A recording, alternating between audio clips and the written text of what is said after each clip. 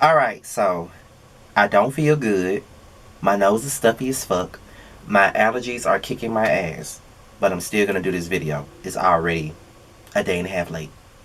So let's get into it.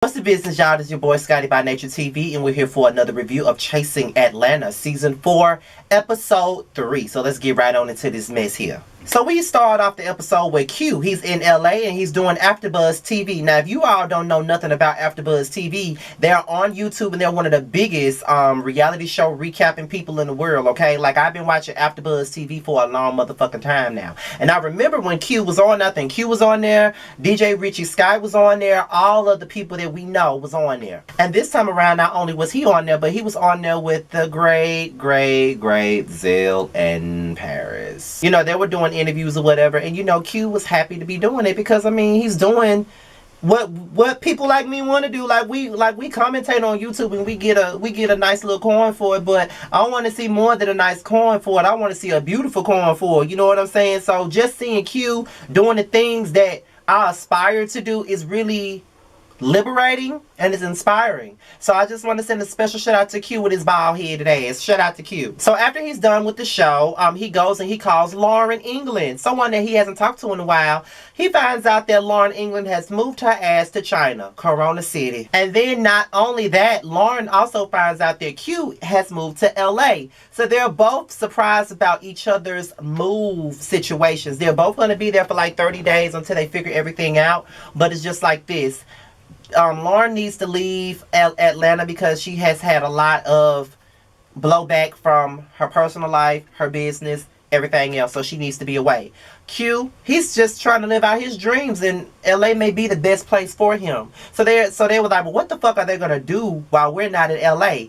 And then Q was like, child, I don't know what they're going to do. And I'm looking like, I don't know what they're going to do either, because Lauren is friends with both Q and Oliver Twist. But Oliver Twist and Q ain't friends. And the Power of Three is really what carried this show last season. So we just want to see what happens. So we meet up with Batman / Karen King KK, aka Dominique.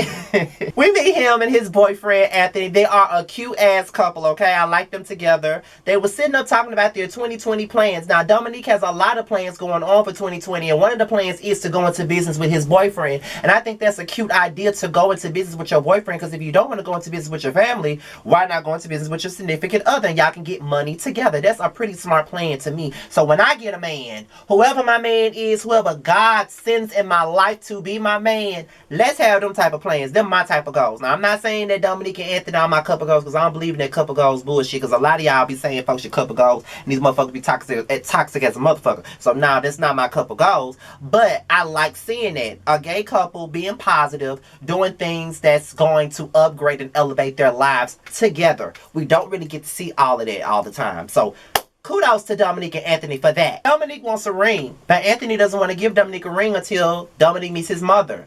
Now, they've been together for 7 damn years, and Dominique still ain't met Anthony's mama. Now, I don't know how the fuck that is. Like, how the fuck you with somebody for over a half a decade and you ain't never met their mama? But Dominique did reveal that Anthony's mom doesn't even know that he's gay. And I'm just like, well, how the hell don't she know? But all in all, that's something that they plan to do together. That's one of their 2020 ideas. Like, it's about time for Anthony to introduce Dominique to his mother, and not to mention put a ring on Dominique's finger. They've been together long enough. It's time for a ring to be on their damn finger. So I am definitely rooting for Dominique and Anthony. Now with Anthony's plans to have Dominique meet his mom, we also have Dominique, who needs to go to Birmingham to settle some old feuds with the family. Now he has a lot of family trauma that he needs to heal from, that he hasn't necessarily healed from yet, and he really ain't over the situation yet. And sometimes when you have a lot of family trauma, that can really fuck up your entire future. You have to let go of certain things that happened to you as a child in the past and all that stuff. Because when you don't let go of old grudges, and when you don't move on and move forward, you can never prosper like that. So you have to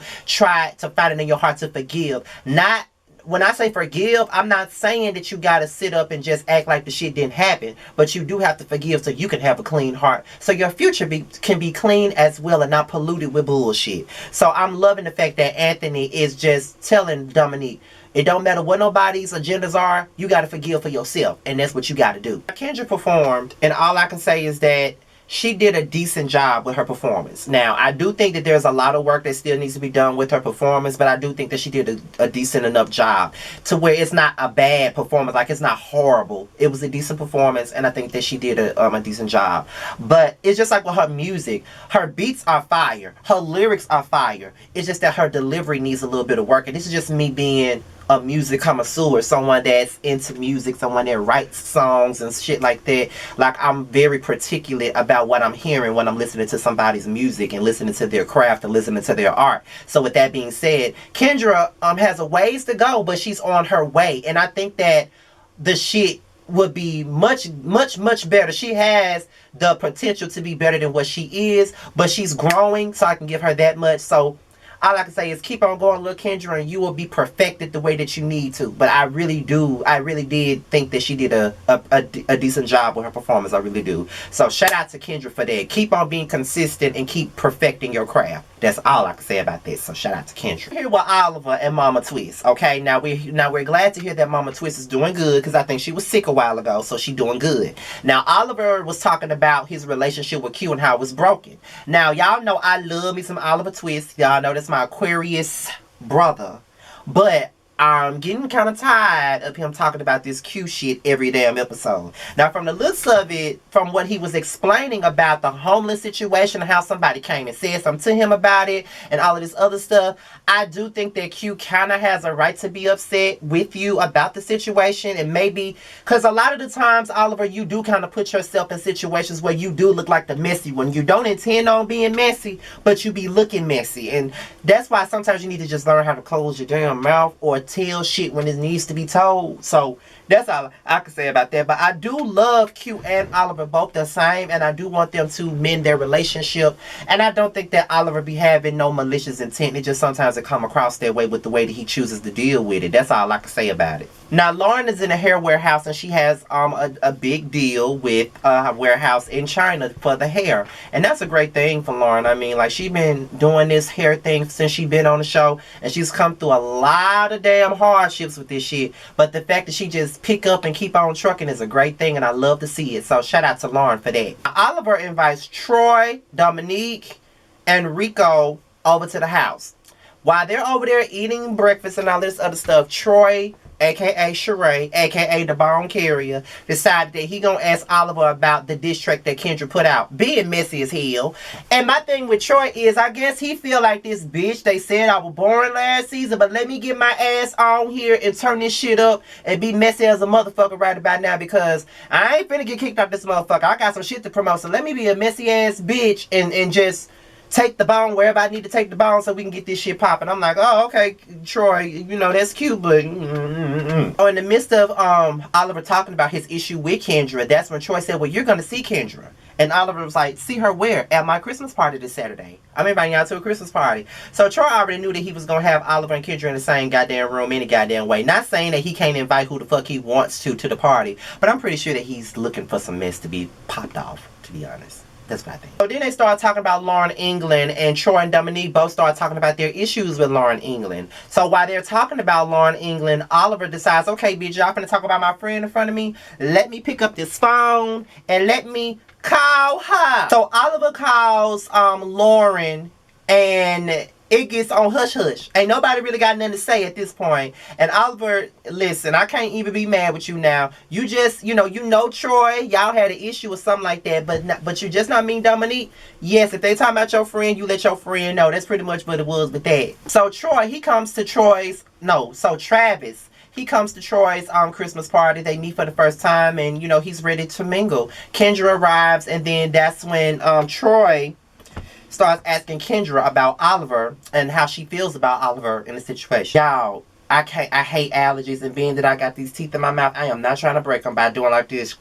No, bitch. So in the midst of it, Oliver arrives, and then Troy goes outside to meet with Oliver, and before Oliver can even go in the house, Troy pretty much lets Oliver know that Kendra is in the house too. So Oliver already pissed the fuck off, which he should, because he finna be set up for some bullshit. So obviously Travis and Oliver got some type of past. Like, I think Travis tried to holler at big booty Oliver, and Oliver wasn't trying to hear it, so he moved on to the next, and that's where their history goes in there. While they're out there playing the game though, Kendra starts taking a shot at Oliver. Like, she straight up took a shot at Oliver, calling him a fake bitch and all this other stuff. So Oliver tries to leave, and when Oliver tries to leave, Travis goes to try to stop Oliver and be like, listen, try to be the bigger person, listen to what Kendra got to say, just at least try to talk about the situation. But Oliver really ain't trying to hear it, but all in all, he did wind up listening. So Kendra came outside, and before he knew it, Kendra just started going at Oliver, and Oliver just wasn't for it. Oliver left and all this other stuff. Now,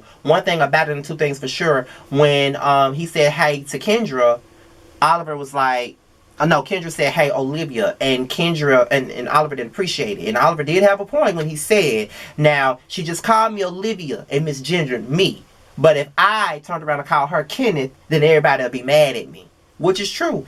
Everybody would be mad at Oliver had he misgendered Kendra. He was already under fire at the reunion last year for saying the whole thing about, I don't know what's between her legs, and folks was all upset about it and distraught about it and calling him transphobic and stuff like that. So y'all gotta watch what y'all be saying to people, because bruh, all in all, Oliver was like, he'll drag Kendra, so he finna leave, and Kendra was like, oh, this ain't what you want, baby. This ain't what the fuck you want, baby. I would drag your motherfucking ass.